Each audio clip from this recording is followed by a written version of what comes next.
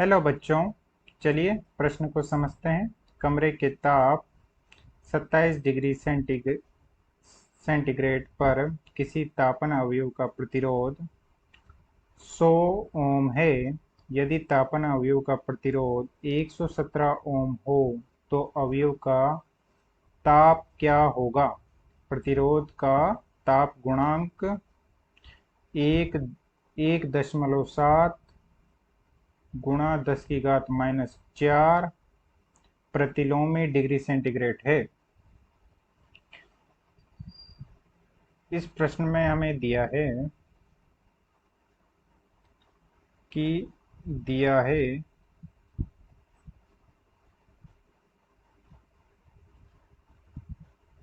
R1 बराबर 100 ओम, R2 बराबर 117 ओम, ताप ताप T1 बराबर पे रखा है 27 डिग्री सेंटीग्रेड और ताप गुणांक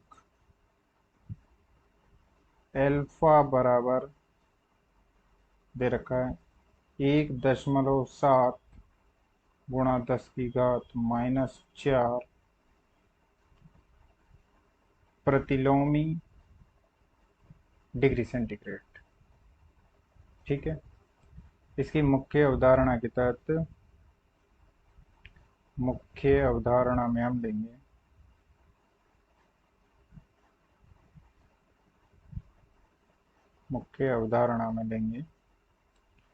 कि किसी अवयव का प्रतिरोध ताप T पर निर्भर करता है, जिसके लिए संबंध दिया जाता है इस प्रकार: R2 बराबर R1 bracket 1 plus alpha delta T, या फिर इसी को हम इस प्रकार भी प्रदर्शित कर सकते हैं: R2 बराबर R1 plus alpha R1 delta T, जहां डेल्टा T बराबर है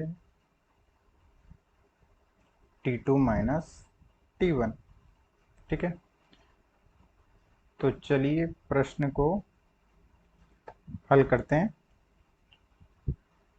इसे हम समीकरण 1 दे देते हैं। अब प्रश्न को हल करते हैं। समीकरण 1 से हम निकाल लेंगे डेल्टा T बराबर R2 माइनस R1 बटे R1 एल्फा। अब प्रश्न में दिए गए मानों को रखते जाते हैं और हल करते जाते हैं। ठीक है, तो ये R2 बराबर दे रखा है 117 और R1 बराबर दे रखा है 100 ओम बटे R1 दे रखा है 100 ओम और एल्फा दे रखा है हमें 1.7 गुणा 10⁻⁴ और ये कट जाएगा, ये हो जाएगा 17, ये हो जाएगा 170 गुणा 10⁻⁴, ये सब डिग्री सेंटीग्रेड में हो जाएगा।